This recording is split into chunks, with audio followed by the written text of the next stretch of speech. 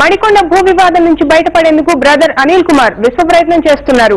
బాధితుల తరపున పోరాడుతున్న వారిని నయానా భయానా లొంగ తీసుకునేందుకు బినామీలను రంగంలోకి దించారు. ఇందుకు ససేమిరా అనడంతో బాధితుల తరపున పోరాడుతున్న తెలంగాణ క్రైస్తవ ఫోరాల సమాఖ్య ప్రధాన కార్యదర్శి జెరూసలేం మత్తయ్య అడ్డు తొలగించుకునేందుకు ప్రయత్నిస్తున్నారు.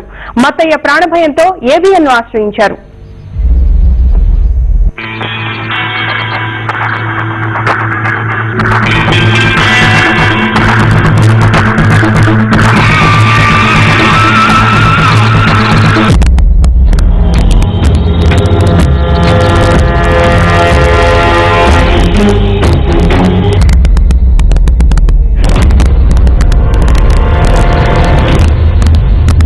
రంగారెడ్డి జిల్లా రాజేంద్ర నగర్ మండలం జాగరి కంచెలోని 5 ఎకరాల భూమిని వైఎస్ రాజశేఖర రెడ్డి అల్లుడు బ్రదర్ అనిల్ కుమార్ ఆక్రమించుకున్నారు.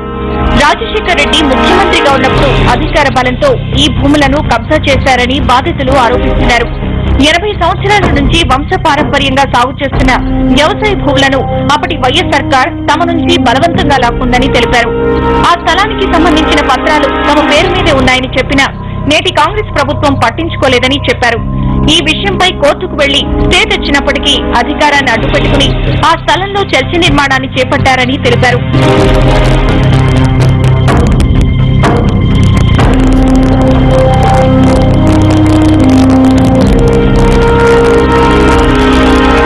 సేవా కార్యక్రమాల పేరుతో ప్రభుత్వం నుంచి బ్రదర్ అనిల్ కు సంబంధించిన జేఎన్ఎం ట్రస్ట్ 33 సంవత్సరాల పాటు ఈ స్థలాన్ని లీజుకు తీసుకుంది.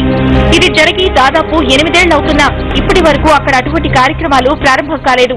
లీజు ఒప్పందంలోని నిబంధనలు పాటించనందున ఆ భూములు వెనక్కు తీసుకుంటామని హెచ్ఎండిఏ అనిల్ ట్రస్ట్ కు లేఖ కూడా రాసింది. ఆర్థిక బలం, అంగబలం పుష్టిగా ఉన్న బ్రదర్ అనిల్ వాటిని తేలిగ్గా తీసి పారేశారు.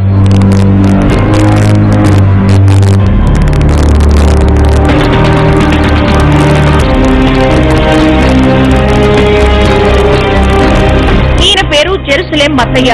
తెలంగాణ క్రైస్తవ సంఘాల సమాఖ్యకు ప్రధాన కార్యదర్శిగా వ్యవహరిస్తున్నారు. బ్రదర్ అనిల్ ట్రస్ట్ ఆక్రమించిన మణికొండ భూ బాధితులకు మద్దతుగా పోరాటం చేస్తున్నారు. మత్తయ్య పోరాటానికి వివిధ పార్టీలు, ప్రజా సంఘాలు మద్దతు లభిస్తోంది.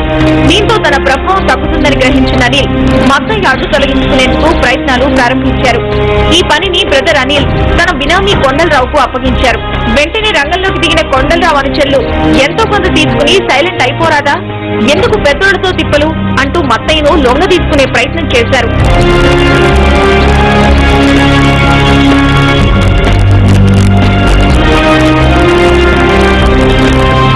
మత్తయ్య ఇవేమీ పట్టించుకోకపోవడంతో మధ్యవర్తుల స్వరంలో మార్పు వచ్చింది. బెదిరించే యత్నం చేశారు.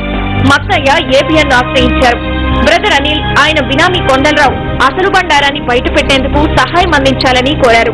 అయితే అనిల్, కొండలరావు తరపున మాట్లాడుతున్న మధ్యవర్తులు అనిల్ పేరు కానీ కొండలరావు పేరు కానీ రాకుండా జాగ్రత్త పడ్డారు. ఫోన్లో పేర్లు చెప్పమంటే చెప్పమని గింజుకున్నారు. పలు సందర్భాల్లో రెడ్ హ్యాండెడ్ గా దొరికిపోయారు. నాకు ఈ 3 ఎవరిస్తారు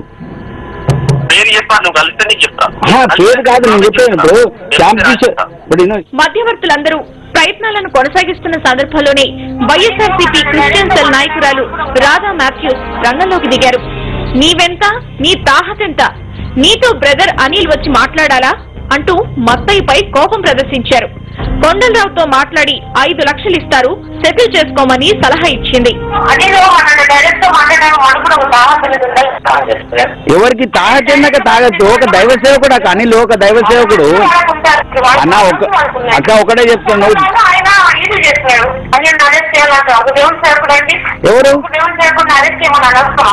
దేవుని సేవకుడు కబ్జా ఆరోపణలు వచ్చినప్పుడు బయటకు వచ్చి అమ్మా మీరు ఆరోపణలు చేయొద్దని చెప్పి డైరెక్ట్ వచ్చి మాట్లాడకూడదు కదా దేవుని సేవకుడు. ఇదేంటోనండి ప్రాబ్లం. మరి మాట్లాడారు, ఏదో 5 లక్షలు ఇవ్వండి, 6 లక్షలు ఇచ్చేయండి, కాంప్రమైజ్ అయిపోండి, ఎందుకు జెరూసలేం మత్తయ్యతో మీకు ప్రాబ్లం అని చెప్పి అన్నాడక. మీరు ఇదేంటో ఈ విషయం మరి కనుక్కోండి అని చెప్పి చెప్తున్నాడు. అందుకే మత్తయ్య లొంగకపోవడంతో డైరెక్ట్ గా బెదిరించడం మొదలు పెట్టారు. కాయిన్ బాక్సుల నుంచి ఫోన్లు చేసి నీ స్థాయి ఎంత, నీ బతుకెంత, నీ అంతు చూస్తాము, అనిల్ కబ్జా గురించి, విజయమ్మ బైబుల్ గురించి మాట్లాడితే నీ పని క్లోజ్ అని బెదిరించారని మత్తయ్య చెప్పాడు. తనకు ప్రాణహాని ఉందని, రక్షణ కల్పించాలని నగర పోలీస్ కమిషనర్ కు విన్నవించుకున్నానని తెలిపారు. మీడియా వారు, తర్వాత ప్రజా సంఘాలు, రాజకీయ సంఘాలందరూ బాధితులకు మాకు వంతపాడినారు. కానీ దురదృష్టం ఏంటంటే ఈ యొక్క అనిల్ కుమార్ ఏదైతే ఫ్యాక్షన్ కుటుంబం నుంచి లేకపోతే ఒక అధికార ఒక మత గర్వంతో ఉంటున్న అనిల్ అంచర వర్గము కొండలరావు అనే ఒక వ్యక్తి నుంచి గత వారం రోజుల నుంచి నాకు బెదిరింపు కాల్సి వస్తున్నాయి. నేను సిటీ కమిషనర్ గారికి వెళ్ళి అయ్యా నాకు ప్రాణహాని ఉందని చెప్పి వారికి కూడా ఫిర్యాదు చేసుకున్నాను. తర్వాత మీడియా వారికి ప్రజలందరూ కూడా చెప్తున్నాను, దయచేసి ఈ విషయంలో మీరందరూ సహకరించి బాధితులకు న్యాయం చేయండి. తన భర్తకు బ్రదర్ అనిల్ నుంచి ప్రాణహాని ఉందని మత్తయ్య భార్య తెలిపింది.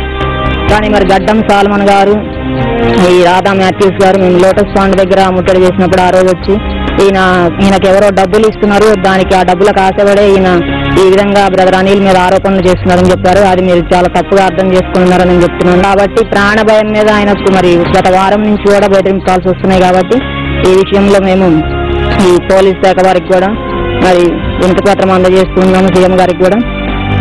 మరి ఏ సమయంలో అయినా ఆయనకు ఏదైనా ప్రాణహాని వస్తే మాత్రం దానికి బాధ్యులు బ్రదర్ అనిల్, వారి తరపున ఉన్నటువంటి వారే.